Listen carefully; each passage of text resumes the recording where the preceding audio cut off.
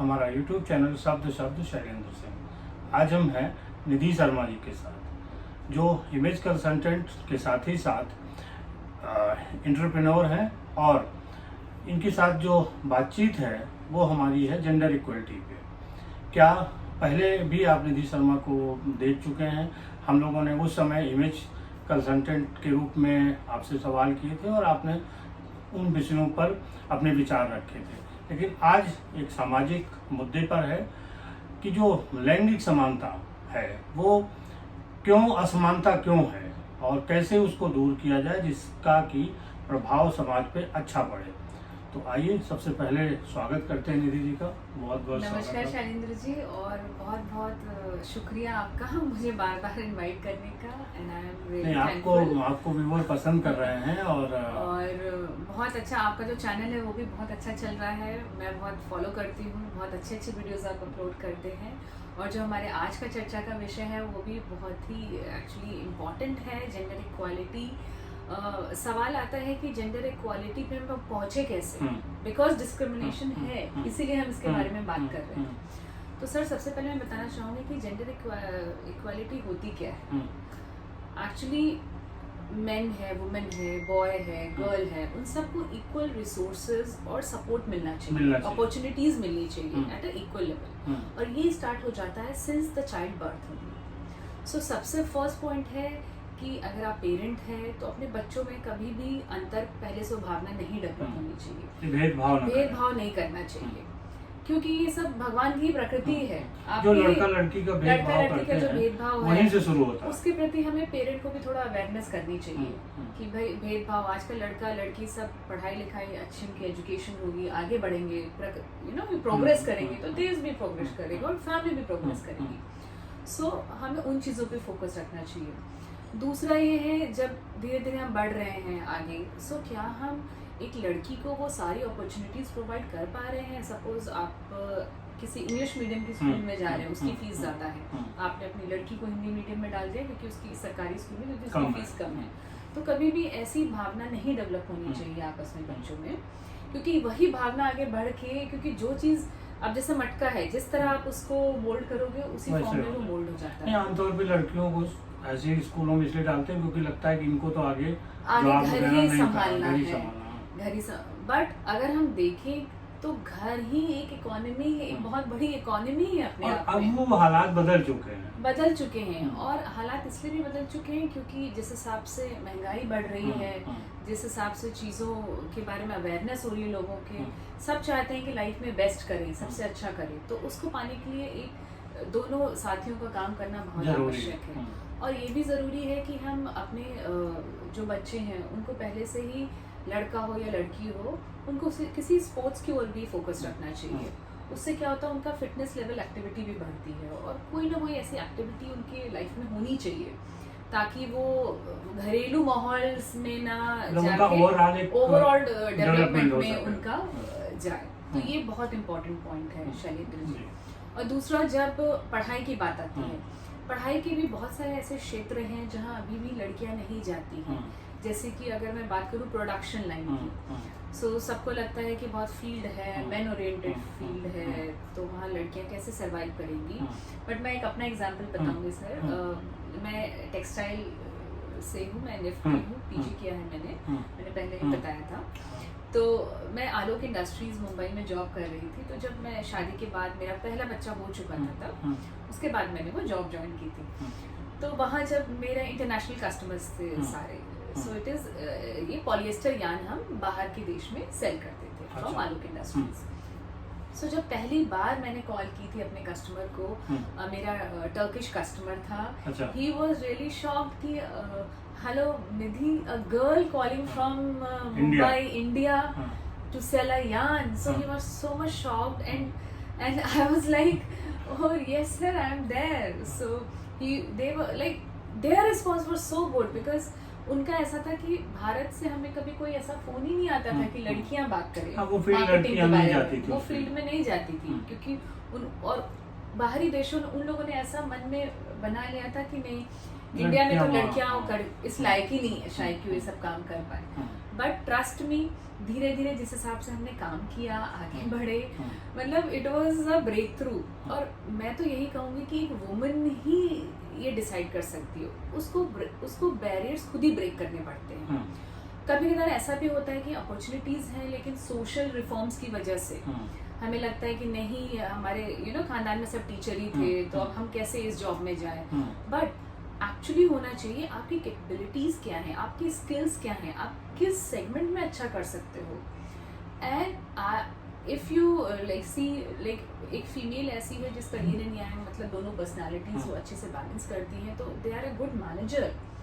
Even though till now अपने politics में, even higher post पे we are missing a woman leaders. Why? There are more certain areas जिनके बारे में हम बात करेंगे। सो हमें उन एरिया पे कहीं ना कहीं फोकस भी करना पड़ेगा और सपोर्ट भी देना पड़ेगा।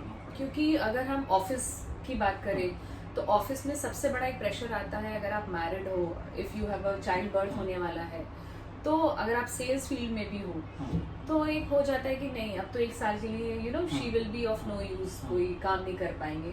तो हमें वो थोड़े अपने माइंड सेट को चेंज करना चाहिए। ऑफिस में यूनिफॉर्मिटी मेंटेन करनी चाहिए, एक प्रॉपर उनको वो लेवल पे रखना चाहिए।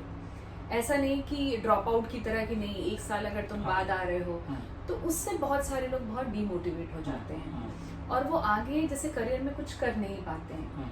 ये बहुत बड़ा पड़ाव आता है शैलेंद्र जी, जब शादी होने के बाद चाइल्ड बर्थ की बात, प्रेगनेंसी की बात आती है, ऑफिस में एक अलग व्यवहार हो जाता है लोगों का। मे बी लोग कुछ ऐसे भी देखने लगते हैं कि अरे मतलब इतना क्यों आने की जरूरत है।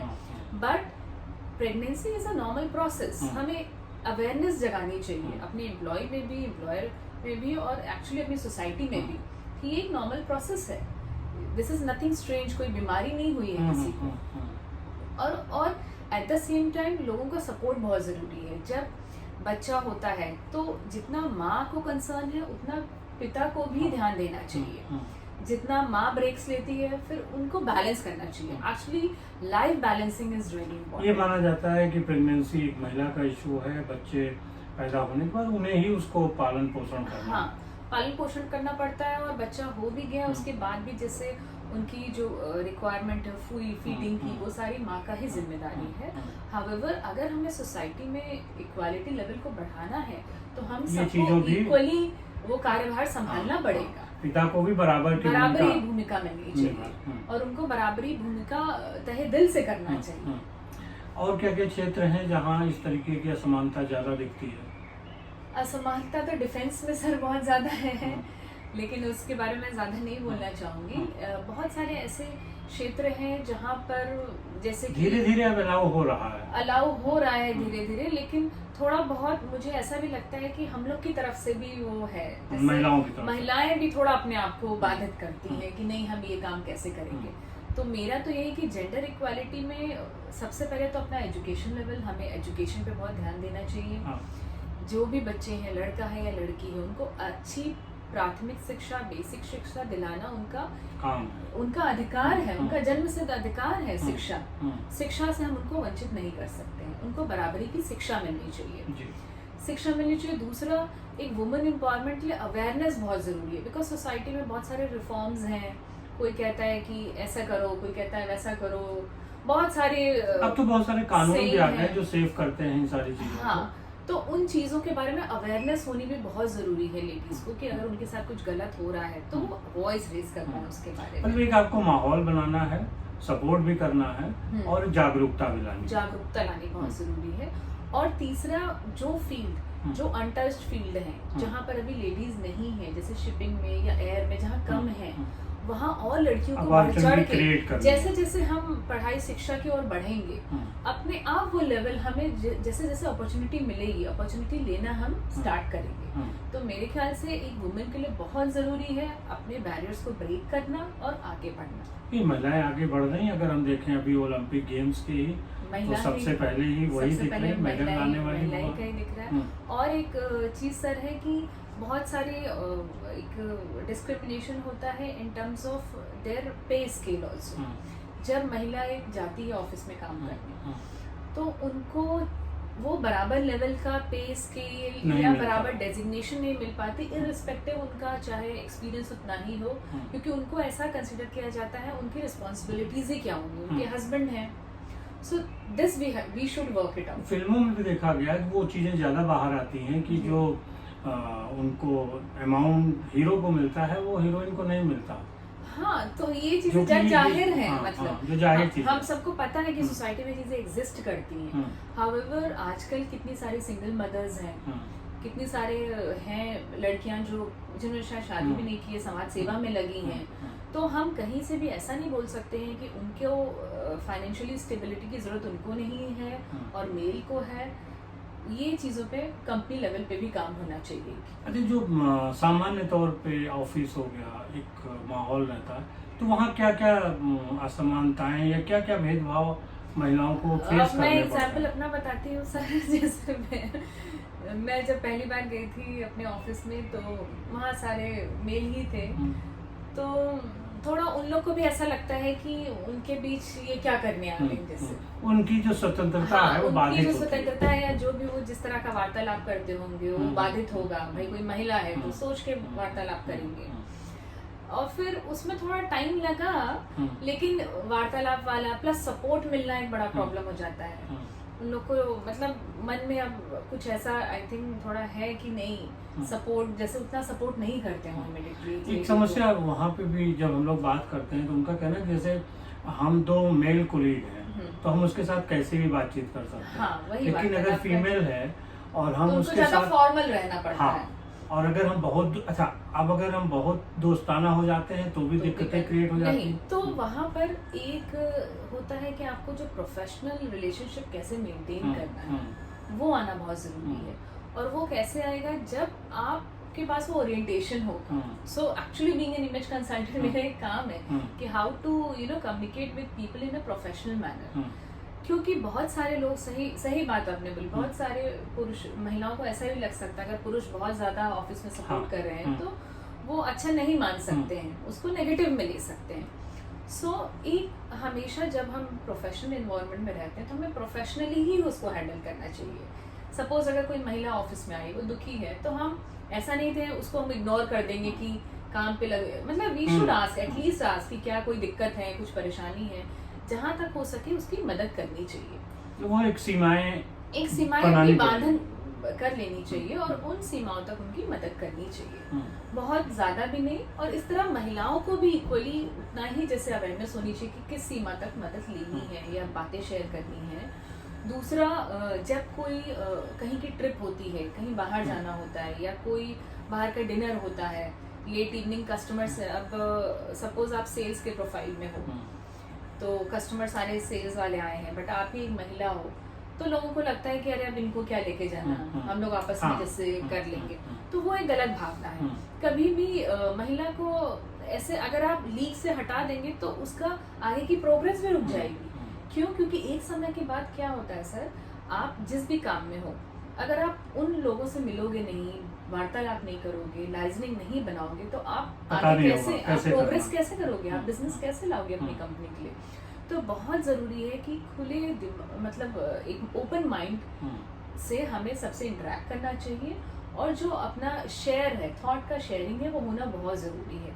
और महिलाओं को भी अवसर देना चाहिए कि वो भी एक पार्ट बने, जितने समय तक वो बैठ सकते हैं पार्ट बने और डिग्निटी मेंटेन करते हुए वो चीज़ों को आगे एग्जीक्यूट करना चाहिए।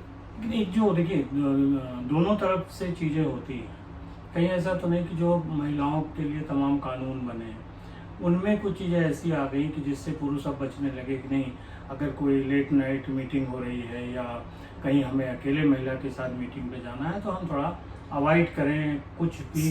उसके लिए तो सबसे बड़ा चीज़ है कि अगर कोई महिला आपकी कॉलीग है, आपके ऑफिस में काम करती है या आपके परिवार में है, तो आप तो उनको जानते ही हैं, बिना जाने तो आप लेके नहीं जाएंगे। तो वो जो ट्रस्ट होता है वो डेवलप करना बहुत ज़रूरी है आपसी।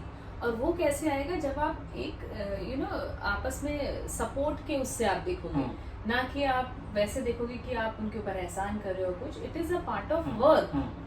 अगर आप इक्वल लेवल पे, अगर किसी एक आदमी ने अभी न्यूली ज्वाइन किया है, वो इक्वली जा सकता है उस मीटिंग में, बट वो लेडी नहीं जा सकती है। Why? Because she is a lady. ऐसा नहीं होना चाहिए। हमें उनको अपॉर्चुनिटी देनी चाहिए। और जो मन के भ्रम है, जो ऐसी चीज़ें हैं कि जो कानून है, तो अगर आप कानून के बाहर जाके कोई काम कर रहे हो तब तो आपको इसके बारे में डर लगना चाहिए। और सबसे पहली बात है कि आपको भी कानून के बारे में पता होना चाहिए। कानून क्या कहता है, जितने भी ऑफिसेज हैं आजकल की, वुमेन इनको आप टॉर्चर नहीं कर सकते। तो अगर आप ऐसा कुछ कर ही नहीं रहे हो तो फिर डरना कैसा? दो पक्ष दोनों की आपस में एक कम्युनिकेशन बैलेंस करना बहुत जरूरी है। आपको पता होना चाहिए। इससे क्या होगा, हो सकता है वो जो लेडी थी उनके आने से उसकी कम्युनिकेशन स्किल्स और अच्छी हो आपसे, आपकी कंपनी के लिए वो और अच्छा कर सकती है, वो और अच्छे बॉन्डिंग बना ले कस्टमर से और अच्छे प्रोडक्ट सेल कर ले। सो इट इज जेंडर को लेके। और ट्रस्ट में अगर हम इंटरनेशनल मार्केटिंग की बात करें तो people have lot of trust कि हाँ अगर इंडिया से कोई lady is coming so they have like trust factor अपने आप उनका और बढ़ता ही है। मैंने तो ये मतलब मेरा पर्सनल एक्सपीरियंस बोल रहा है।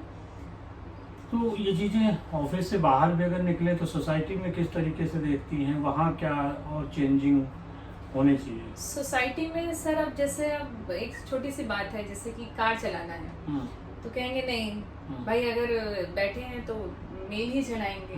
तो ये सब छोटी छोटी चीजें हैं, बट हमें बहुत ध्यान देना चाहिए। अब स्कूटी चलानी है तो पीछे लड़की बैठेगी, अगर लड़का पीछे बैठ गया, लड़की आ गई तो भाई देखो ऐसा हो गया। तो हमारे समाज में ही परिवर्तन का बहुत जरूरत है।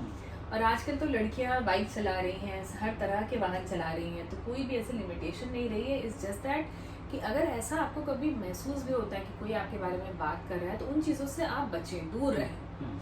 क्योंकि सर क्या होता है, नेगेटिव थॉट्स बहुत जल्दी आपको डीमोटिवेट कर देते हैं। अगर आप फैशन डिज़ाइन में हैं, आजकल तो बहुत सारे लड़के ऐसे हैं जो फैशन डिज़ाइन में हैं, वो ड्रेसअप होते हैं लड़की की तरह, तो उनको एक तरह से सोशल रिजेक्शन मिल जाता है, उनकी फैमिली से भी और सोसाइटी से भी। फ्रेंड सर्कल तो वो फिर वैसे ही फ्रेंड सर्कल भी बनाते हैं, बट एक्चुअली हमें उन चीज़ों को अडेप्ट करना चाहिए कि वो वैसा ही है। समाज को जो जैसा है वैसे ही हम एक्सेप्ट करेंगे, मतलब they are very good designers, but because of their this social status difference जो है थोड़ा बहुत, उसकी वजह से उनको सोशली बहुत रिजेक्शन मिल गया है। इवन अगर मैं मेकअप की बात करूँ, बहुत सारे मेल आर्टिस्ट हैं बहुत अच्छे हैं जो इस लाइन में काम कर रहे हैं। सो ऐसा होता है, कई लोग उस लाइन में काम करते करते उनका थोड़ा बॉडी लैंग्वेज में थोड़ा डिफरेंस आ जाता है, बट इसका मतलब ये नहीं कि हम उनको एज अ रिजेक्ट कर दें या अलग एक कैटेगरी में ही डाल दें। मतलब जो बातचीत है उसका एक सार ये भी है कि सिर्फ महिलाएं ही नहीं, पुरुष भी इस तरीके के भेदभाव का शिकार हो जाते हैं सर, सच में हो जाते हैं। तो क्या मतलब फाइनली सॉल्यूशन क्या है? सॉल्यूशन तो सर यही है, पहले तो एजुकेशन पे फोकस होना चाहिए, दूसरा अवेयरनेस, वुमेन को एम्पावर करना चाहिए। इतने सालों से जैसे वुमेन को बहुत दबा के रखा गया है, कई मंदिरों में भी जाने को नहीं अलाउ करते हैं, बहुत सारे अपने नियम हैं, तो हमें उन चीज़ों को समय के हिसाब से बदलाव लाना चाहिए जिस हिसाब से समय है। क्योंकि आजकल महिलाएं भी उतना ही इकोनॉमिकली परिवार को चलाती हैं, बैलेंस करती हैं जितना एक पुरुष करते हैं। और अकेला आदमी जैसे रेस में दौड़ेगा, रिले रेस है तो वो हारेगा ही। तीसरा ये है कि अपॉर्चुनिटीज जो है, नई अपॉर्चुनिटीज की ओर हमें ट्राई करना चाहिए। जहाँ पर अभी वुमेन नहीं है एंटरप्रेन्योर की, इवन एंटरप्रेन्योरशिप की अगर हम बात करें तो वुमेन एंटरप्रेन्योर के लिए हमारी गवर्नमेंट ऑफ इंडिया ने भी कितने सारे स्कीम्स निकाली हैं, बट अवेयरनेस की कमी की वजह से लोग उसका लाभ नहीं उठा पा रहे हैं। बहुत सारी ऐसी हाउसवाइफ्स हैं, होम मेकर्स हैं जो अच्छा कुछ क्राफ्ट बनाती हैं, बहुत कुछ करती हैं, तो they are unable to connect. वो कनेक्टिविटी हमें बढ़ानी चाहिए। अगर हमारे आसपास कोई ऐसा है और हमें उसके बारे में नॉलेज है तो हमें उनको अवेयर करना चाहिए कि ये चीज़ें अवेलेबल है, आप करोगे तो प्रोग्रेस होना चाहिए और हमें सपोर्ट करना चाहिए। तो चलते चलते आप अपने बारे में भी थोड़ा एक बार रिव्यू कर दीजिए, जो नए लोग हैं वो आपके बारे में, आपकी कंपनी के बारे में जान लें। सो मेरा नाम निधि शर्मा है, मैं एक इंटरनेशनली सर्टिफाइड इमेज कंसल्टेंट हूँ। मैं काम करती हूँ लोगों की अपीयरेंस, बिहेवियर और कम्युनिकेशन पे। मेरे कस्टमर्स मोस्टली रहते हैं universities, colleges, 1-on-1 customers, corporates, and मैं ट्रेनिंग्स भी देती हूँ। तो इन चीज़ों के लिए आप संपर्क कर सकते हैं निधि जी से। Thank you so much. Thank you.